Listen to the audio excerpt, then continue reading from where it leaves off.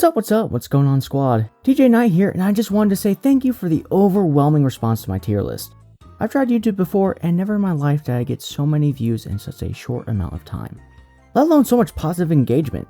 Seriously, 80% of you watched the whole 3-hour thing, you f***ing mad lads! You're awesome. And to those of you that disagreed with the ranking, by all means, prove me wrong. I love Cable, I love Ghost Rider, Fury, Hawkeye, Deadpool. I played all 194, but I am bound to have missed something to better optimize these characters. By all means, find it.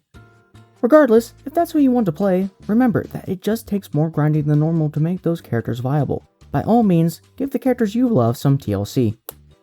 I'll be looking into further optimization myself, so keep an eye out for that. There was also a recent survival event that emphasized team play, and I saw a lot of you look to my list as a resource. While I'm flattered to be this involved with the meta, my list is focused on the solo grind, and disregards team synergy.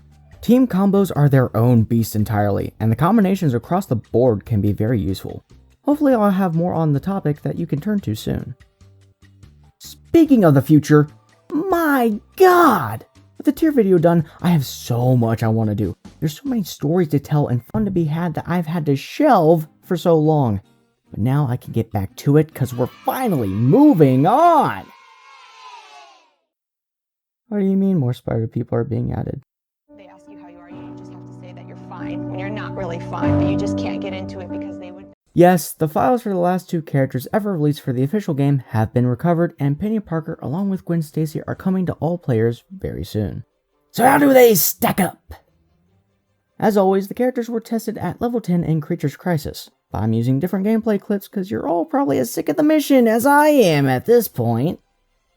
Just like last time, I'm assessing what level they can be used to gain the most rewards in the harder missions by themselves.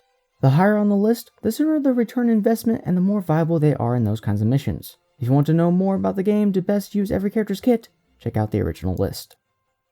SPdr is a brawler with 300 HP, 192 total basic damage, 1 exploitative and 1 complementary power attack, and a slam hero up. God, this character is so unsatisfying to use. Why do I have to be in kissing range to charge forward into enemies? But the results are undeniable. Consistently only die in the rush with only about 2 deaths. Penny is just too strong for her slow speed or huge hitbox to really be taken advantage of. Once anyone does start knocking you about, it can be quite a while before you get back on your feet. However, you can always avoid this until Wendigo and Mole Man come knocking. Her first power attack is a mass stun. Most enemies won't even survive the hit. Her third is a radial attack that floors everyone, dealing massive damage. Her second deals no damage and is absolutely stupid, but I digress. Her basic string is almost impossible to switch targets with, but while the activation range is god-awful, the actual attack range is solid, the finishing move dealing close to the damage of a hero up. Her actual hero up is just below 400, making it one of the strongest in the game, which is just Penny in general. 9th strongest basics, 3rd strongest powers, 15th strongest hero up. That's a winning formula if I ever heard it.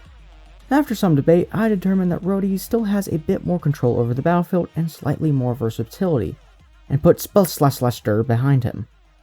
But honestly, their results are the same, and I wouldn't blame you for putting Penny higher than War Machine. Spider-Gwen, or Ghost Spider. If you forgot about this guy, but I never forget. You best head the hell down to the bureau and get this sorted out.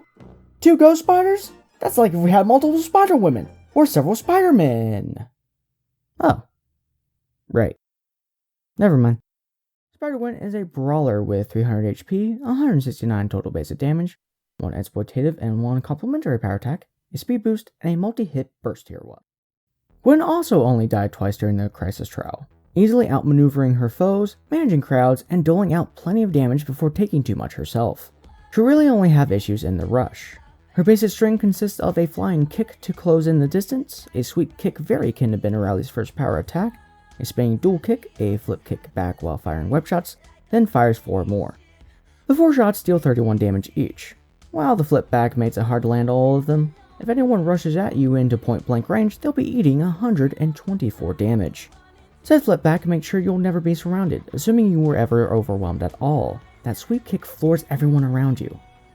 However, the next hit forces enemies to their feet, so it's not as hard of a damage denial as Scarlet Spider's. Still insane crowd control for your second basic. Your second power attack can be activated anywhere on screen. Use this to your advantage and line it up in a way where you can land multiple hits. Think of being a hero up in its own right for only 2 stars. You'll literally never need to move through a crowd as badly as other characters with a swing, but I won't scoff at good movement. Daddy needs his potassium. Her hero up will deal 400 damage if all 4 hits land. Jack never stood a chance. Overall, she's easily top 5, but I feel Spus/Gar has just a little more raw damage to overwhelm with, so Gwen was placed behind her.